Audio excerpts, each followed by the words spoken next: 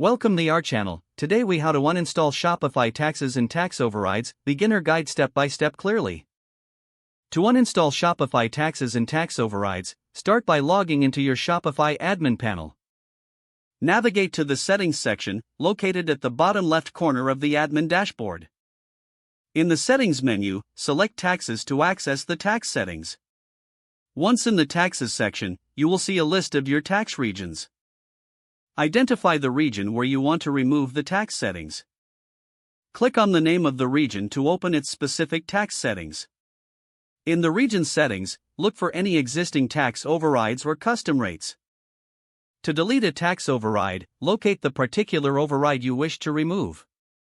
Click the delete button next to the override. Confirm the deletion by clicking delete again in the confirmation dialog. After removing the overrides, return to the main taxes page. If you're ready to disable all taxes for the region, locate the charge tax on this product setting. Toggle off the charge tax on this product option.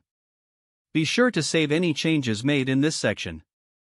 To ensure everything is updated, navigate back to the main dashboard. Review your products to confirm that tax settings have been applied as desired. Finally, check your checkout process to confirm that taxes are no longer being applied. Your Shopify store is now free of taxes and tax overrides for the selected region. If the page does not load, refresh the browser or try again in a private or incognito window. Make sure you are using the correct email address, then retype it carefully to avoid small typos.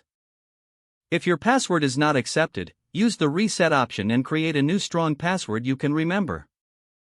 Check your spam folder for verification or security emails, then complete any requested confirmation steps. Enable two-factor authentication if available to improve account security and reduce unauthorized access risk. After signing in, review your profile details so your contact information and settings are accurate and current. If you see an error message, note it down and try again after restarting your device and internet connection.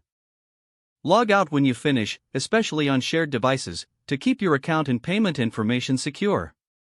If the page does not load, refresh the browser or try again in a private or incognito window. Make sure you are using the correct email address, then retype it carefully to avoid small typos. Don't forget to like this video and subscribe to our channel for more step-by-step tech guides.